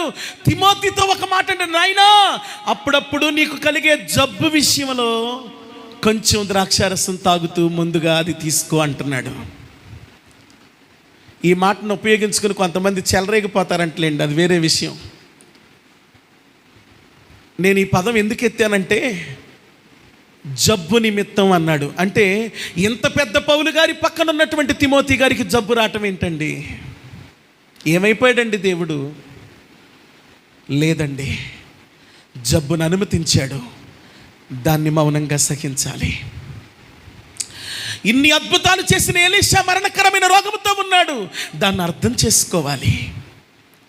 ఇంత గొప్ప పౌలుకి త్రోఫీము అనే వ్యక్తి పరిచారకుడుగా ఉన్నాడు. అతని రోగాన్ని బట్టి వదిలిపెట్టి వచ్చాను ఎఫెసులో అంటాడు పౌలు గారు తిమోతికి రాసిన 2వ పత్రికలో. ఎందుకు త్రోఫీమును విడిచిపెట్టి రావాలి? స్వస్థత ప్రార్థన చేసి తీసుకురావద్దు? లేదు, త్రోఫీము బలహీనుడు అవ్వటం దేవుని ఉద్దేశం. నా ప్రియమైన దైవ జనాంగమా, అందుకే యాకోబు భక్తుడు మనం ప్రారంభించినటువంటి పుస్తకంలోనే యాకోబు పత్రికలోనే ఒక మాట అంటాడు.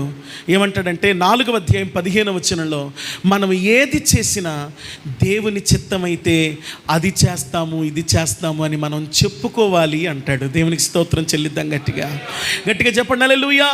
మనము ఏది అడిగినా సరే ఆయన చిత్తానుసారంగా అడిగినప్పుడు ఆయన మనకు అనుగ్రహిస్తాడని ఏమండి గమనించండి. యోహాను మొదటి పత్రిక 5వ అధ్యాయం 14వ వచనంలో వ్రాయబడ్డాన్ని మనం చూస్తున్నాం.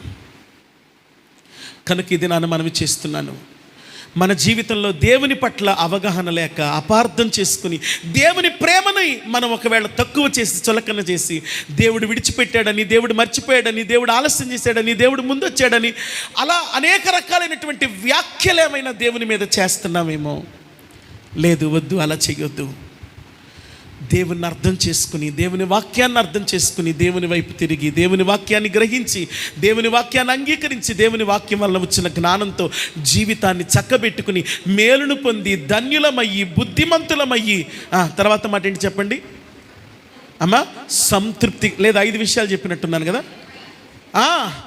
మేలును పొంది ధన్యులమయ్యి బుద్ధిగా ఉండి ఓపికగా ఫలించి సంతృప్తిని కలిగి ఉండి మన జీవితాన్ని మనం నడుపుకోవాలి. 2 చేతులెత్తి దేవునికి స్తోత్రం చెల్లిద్దాం.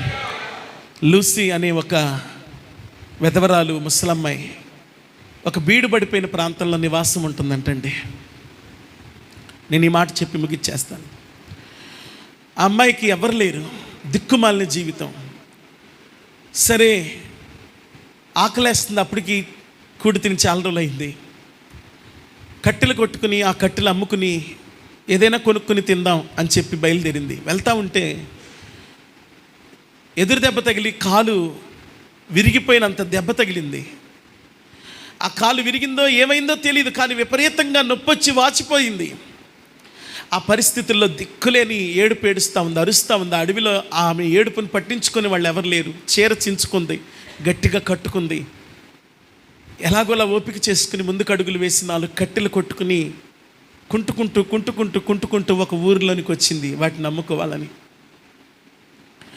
అయితే ఊరి దగ్గరలో ఉందనగా ఆ కట్టెల్లో నుంచి అప్పుడు దాకా ఏం చేసింది ఆ పాము, ఆ కట్టెల్లో నుంచి పాము వచ్చి ఆ అమ్మాయి భుజం మీద కరిసింది. ఆ కట్టెల మోపాటు ఇసిరేసి ఇక దొల్లి ఏడుస్తుంది. నా కాలుకు దెబ్బ తగిలింది, నాకు కూడు పెట్టేవాళ్ళు ఎవరు లేరు, ఇప్పుడు పాము కరిచింది, నన్ను ఎవరు పట్టించుకుంటారని ఏడుస్తూ తానే మళ్ళీ ఓపిక చేసుకుని తనకు తెలిసినటువంటి 4 ఆకులు కోసుకుని ఆ ఆకులు పసరు తాగి ఆ ఆకుల్ని ఆ పొండి మీద పాము కరిచిన చోట పెట్టుకుని ఇంట్లోకి వచ్చి కూర్చుని ఏడుస్తుంది. అలా ఒకరోజు ఏడిసింది, 2వ రోజు ఏడిసింది, 3వ రోజు ఏడిసింది. 4వ రోజు ఎప్పుడో ఒకళ్ళు ఎవరో వచ్చి తలుపు కొడుతున్నారు. పెద్ద స్వరంతో చెప్తుంది, రే నా ఇంట్లో ఏమీ లేవు, పండవతలకి నేను మీకు ఏమి ఇవ్వలేను అంటుంది.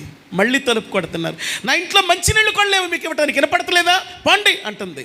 కానీ తలుపు కొడుతున్నారు. తలుపు తీద్దామని లేచి వచ్చింది.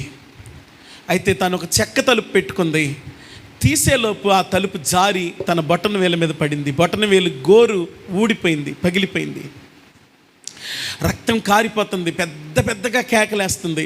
అసలు ఆ తలుపు కొట్టిన వాళ్ళ మీద పడి వాళ్ళని రక్కేయాలనిపించింది. వీడికి అంత కోపం మీద ఉంది. కానీ చూస్తే ఇంత చిన్న పిల్లోడు, ఎర్రటి బొగ్గలు కలిగి, ఆడి ముఖం చూస్తుంటేనే చాలా అందంగా ఉందంట. వాడి ముఖం చూసేసరికి ఇన్ని రోజులు తిండి లేనిది, ఆ కాలుకు దెబ్బ తగిలింది, పాము గరిచింది, కాలు గోరుడిపోయింది, అంతా మర్చిపోయింది. ఆ పిల్లాడిని వాళ్ళకి ఏంటి వచ్చావని ఏడుస్తూ అడిగితే నేను దేవుని దగ్గర నుండి వచ్చాను అన్నాడు. ఎప్పుడైతే ఈ మాట అన్నాడో ఈ మామకి ఇంకా కోపం వచ్చేసింది. ఆ దేవుడికి బుద్ధి ఉందా, జ్ఞానం ఉందా, సిగ్గుందా, శరముందా, ఆ దేవుడికి చెప్పాలి. అసలు నన్ను వదిలేశాడు ఏంటి, ఈ కాలు దెబ్బ ఏంటి, ఇప్పుడు ఈ కాలు గోరు ఊడిపోవటం ఏంటి, పాము గరవటం ఏంటి, నాకు ఎవరు లేకపోవటం ఏంటి, ఆ దేవుడికి అసలు మనసు లేదు, చెప్పెళ్ళి నాకు ఎన్ని రోజులు ఈ బాధలు ఉంటాయో అడిగాను అని చెప్పింది. చెప్తే ఈ పిల్లాడు అలాగే వెళ్ళి అడిగి వస్తానని చెప్పి వెళ్ళిపోయి దేవుడి దగ్గరికి వెళ్ళాడు. దేవుడిని అడిగాడు, దేవుడా పలానా చోట మా అమ్మ ఉంది, ఆ మా అమ్మకి ఎన్ని రోజులు ఆ కష్టాలు ఉంటాయో చెప్పమని నీ దగ్గరికి పంపించింది అన్నాడు. దేవుడు వెంటనే ఒక బుక్ ఓపెన్ చేసి ఆ బుక్లో చూశాడు, ఆవిడ పేరా, ఆవిడికి బతికంతా కష్టాలే ఉన్నాయని చెప్పి అన్నాడు. అంటే ఈ పిల్లాడికి జాలేసింది. దేవుడా ఈ మాట తీసుకెళ్ళి చెప్తే ఆ మామ బతుకుద్దా, బతుకంత కష్టాలైనా అసలే ఏడుస్తుంది, ఈ మాట నేను ఎట్ట చెప్పను, నువ్వు నాకు ఏం చేస్తావో తెలియదు, నాకు ఏదోటి మార్చి చెప్పు, నేను ఆవిడకి చెప్పాలన్నాడు. అప్పుడు ప్రభు కొంచెం సేపు ఆగన్నాడు, ఆమెను 3 సార్లు రోజుకు ప్రార్థన చేయమని చెప్పు అన్నాడు. ఏమని చేయాలి ప్రార్థన, కాలు ఇరిగింది, తల్లో పేలెక్కువైంది, పాము గరిసింది, ఇది కాదు, థ్యాంక్ యూ ఫర్ ఎవ్రీథింగ్ అని అనమను అన్నాడు. నువ్వు ఇచ్చిన దానికి నీకు స్తోత్రం అని చెప్పు అన్నాడు. ఈ పిల్లాడు వెళ్ళి గబగబా వెళ్ళి ఆ ఏడుస్తున్న ముసలమ్మకి ఇదిగో దేవుడిని అడిగాను, దేవుడు ఇలా చెప్పాడని చెప్పాడు. చాలా రోజులు గడిచిపోయినాయి. మళ్ళీ ఈ బుడ్డోడు ఆ మామ దగ్గరికి వెళ్ళేసరికి ఆ ముసలమ్మ బీడు బారిపోయిన ప్రాంతంలో ఉంది కదా, కానీ పిల్లాడు వెళ్ళేసరికి నీళ్లు చిన్న పిల్ల కాలువ ప్రవహిస్తుంది, కొన్ని మొక్కలు ఉన్నాయి, కూర మొక్కలు ఉన్నాయి, పండ్ల మొక్కలు ఉన్నాయి. ఈ ముసలమ్మ అసలు ఎంత ఆనందంగా మారిపోయిందంటే పళ్ళు కోసుకుని తింటూ, ఈ పిల్లాడు వచ్చాడన్న సంగతి కూడా గుర్తు లేకుండా ఆవిడ ఆనందంగా పళ్ళు తింటా ఉంది. వెంటనే బుడ్డోడు దేవుడి దగ్గరికి వెళ్ళిపోయాడు. బతుకంత కష్టాలు ఉన్నాయి అన్నావుగా, అంత సంతోషంగా ఉంది ఏంటి ఆవిడని అడిగితే దేవుడు చెప్పాడు, ఆమె ప్రతిరోజు నన్ను కృతజ్ఞతతో స్తుతించటం మొదలుపెట్టింది, ఆమె స్థితిని నేను మార్చటం మొదలుపెట్టాను అన్నాడు. 2 చేతులు ఎత్తి దేవునికి స్తోత్రం చెల్లిద్దాం, గట్టిగా చెప్పాలి హల్లెలూయా. దేవుని బిడ్డలారా గమనించండి, దేవుని వాక్యాన్ని చదువుతూ ఉన్న మనం, గ్రహిస్తూ ఉన్న మనం, అంగీకరిస్తూ ఉన్న మనం, ఆలోచిస్తూ ఉన్న మనం, దేవుని వాక్య సంబంధమైన జ్ఞానము చేత నింపబడి జీవితాన్ని చక్కబెట్టుకుంటూ ఉన్న మనం, కృతజ్ఞతతో ప్రతి విషయంలో దేవుణ్ణి ఆరాధిస్తే దేవుడు మన జీవితాలను మారుస్తాడు. బీటల వారిన ప్రాంతంగా ఉన్న మన చుట్టూ పిల్ల కాలువలను ప్రవహింపచేస్తాడు. పూల మొక్కలను పెడతాడు, కూర మొక్కలను పెడతాడు, పండ్ల మొక్కలను పెడతాడు. మనసుకు సంతోషం ఇస్తాడు, శరీరానికి సంతృప్తినిస్తాడు, జీవితానికి నెమ్మదినిస్తాడు, జీవితంలో ఆనందాన్ని ఆయన సమకూరుస్తాడు. నువ్వెవరివి నా పరిస్థితి మారదంటానికి, నువ్వెవరివి నా భర్త మారడంటానికి, నువ్వెవరివి నా అప్పులు తీరమంటానికి, నువ్వెవరు వస్తులో నా జీవితం ఇంతే అని అనుకోవడానికి నువ్వెవరు? నా దేవుడు చెప్తున్నాడు, నువ్వు ధైర్యంగా ఉండంటున్నాడు, నువ్వు నిబ్బరంగా ఉండంటున్నాడు, నువ్వు దేవుని వైపు చూడంటున్నాడు. ఆయన వైపు చూసి ఆయన వాక్యాన్ని విని ఆయన ఇచ్చే ధైర్యం చేత నింపి నడిపించబడదాం. దేవుడు ఆ సహాయాన్ని మన మధ్యలోనికి సమృద్ధిగా పంపి మనల్ని, మన సంఘాన్ని, సహవాసాన్ని స్థిరపరచునుగాక. ఆమేన్. ప్రార్థన చేసుకుందామండి. అందరం ప్రార్థన చేసుకుందాం. అందరం దేవుని సన్నిధిలో ప్రార్థన చేసుకుందాం. దేవా మీకు స్తోత్రం, స్తోత్రం, స్తోత్రం. కొద్ది నిమిషాలండి ప్రభుని స్తుతిద్దాం, ప్రభుని స్తుతిద్దాం, ప్రభుని స్తుతిద్దాం. అమ్మ నోరు తెరవాలి, మౌనంగా ఉండొద్దమ్మా, మౌనంగా ఉండొద్దు, నోరు తెరుద్దాం, ప్రార్థన చేద్దాం, ప్రార్థన చేద్దాం. యేసయ్యా, యేసయ్యా నీకు స్తోత్రం, స్తోత్రం, స్తోత్రం, స్తోత్రం. అమ్మా కొద్ది నిమిషాలు ప్రార్థన చేయాలి తల్లి, ప్రార్థన చేయాలి అమ్మా, ప్రార్థన చేయాలి. మౌనంగా ఉండొద్దు, మౌనంగా ఉండొద్దు. మీ తలలు వీలైతే ఎత్తండి, మీ చేతులు వీలైతే ఎత్తండి, లేకపోతే మీ 2 చేతులు జోడించి ఆయనకి నమస్కారం చేయండి. ఒక మాట యేసయ్యతో చెప్పండి, ప్రభువా నీ వాక్యాన్ని విని నీ వైపుకు తిరిగి, నీ వాక్యాన్ని అంగీకరించి నీవిచ్చే సమాధానము చేత నింపబడ్డానికి నన్ను దీవించు ప్రభువా. నేను మేలు పొందాలి ప్రభువా, నేను ధన్యుణ్ణవ్వాలి ప్రభువా, నేను బుద్ధిమంతుణ్ణవ్వాలి ప్రభువా, నేను ఫలించాలి ప్రభువా, నేను సంతృప్తిగా ఉండాలి ప్రభువా. ఆరాకొర జీవితంతో ఉన్నాను, సంతృప్తి లేకుండా ఉన్నాను, సమాధానం లేకుండా ఉన్నాను, సంతోషము లేకుండా ఉన్నాను, ఆకలితో ఉన్నాను, దప్పికతో ఉన్నాను, ఆవేదనతో ఉన్నాను, ఆందోళనతో ఉన్నాను. జీవితం అంత బరువుగా ఉందయ్యా, బ్రతుకంత భారంగా ఉందయ్యా, కలవరంతో ఉన్నానయ్యా, కన్నీళ్లతో ఉన్నానయ్యా. నన్ను కనికరించవా? ఎన్నాళ్ళు నన్ను కనికరించకుండా నీ ముఖం దాచుకుంటావయ్యా? నన్ను కనికరించు, నన్ను అభిషేకించు, నన్ను ఆదరించు, నన్ను ఆశీర్వదించు, నన్ను నీ అభిషేకముతో నింపు తండ్రి అంటూ కొద్ది నిమిషాలు ప్రార్థన చేద్దామండి, ప్రార్థన చేద్దాం. దయచేసి వాతావరణం కొరకు కూడా అందరం ప్రార్థన చేద్దాం. రైతులు అల్లాడిపోతున్నారు. దేవుడు వాతావరణాన్ని అద్దు చేయనట్లుగా, ఆపు చేయనట్లుగా, దేవుడు అనుకూలపరిచినట్లుగా అందరూ పాపం ఆరుగాలం కష్టపడి వారి ఒడ్లు రోడ్ల మీద ఉన్నాయి, వారి పంట పొలాల్లో వారి పంట ఉండిపోయింది కనుక ఎవరు నష్టపోవద్దు, ఎవరు నష్టపోవద్దు. ప్రభు ఆ వాతావరణాన్ని మీరు స్వాధీనపరచుకోండి. తుఫానును అణిచివేయండి ప్రభువా, తుఫానును అణిచివేయండి ప్రభువా. వాతావరణాన్ని అనుకూలపరచండి ప్రభువా, మేలు చేయండి ప్రభువా, కృప చూపండి ప్రభువా, కృప చూపండి ప్రభువా, సహాయం చేయండి ప్రభువా, నీ సన్నిధిని రానివ్వండి తండ్రి అంటూ ప్రార్థన చేసుకుందాం, ప్రార్థన చేసుకుందాం, ప్రార్థన చేసుకుందాం. సునీల్ బ్రదర్ ప్రార్థన చేస్తారు, ప్రార్థన చేసుకుందాం. దేవానికి స్తోత్రం, స్తోత్రం. హల్లెలూయా, హల్లెలూయా, హల్లెలూయా, హల్లెలూయా, హల్లెలూయా.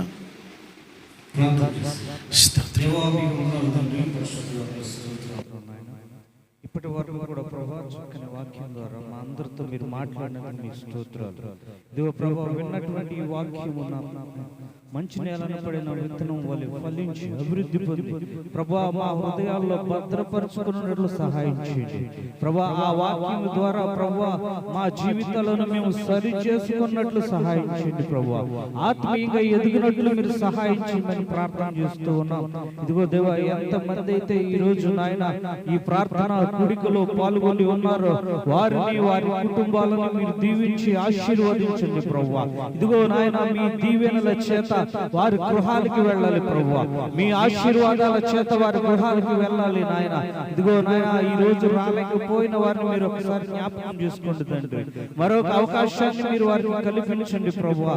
నాయన వారందరూ కూడా దేవుని మందిరానికి మరొక వారం వచ్చి మీ మాటలు వినుటకు మీరు సహాయం చేయమని ప్రార్థన చేస్తూ ఉన్నాం. ఇదిగో ప్రభా వాతావరణం కోసం ప్రార్థిస్తూ ఉన్నాం దేవా. ఇదిగో నాయన వాతావరణం చాలా నాయన ఇబ్బందికరంగా ఉంది.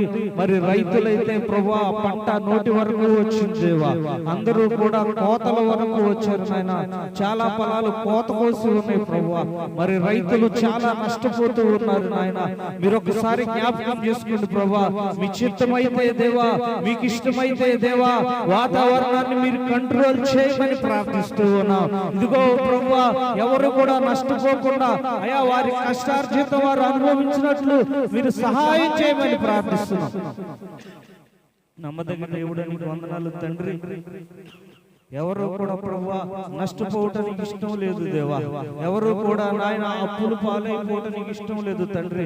వారి కష్టాన్ని వారు అనుభవించాలి ప్రభువా. నాయన ఎన్నో నెలలు కష్టపడి ప్రభువా ఆ పంట వారు పండించారు దేవా.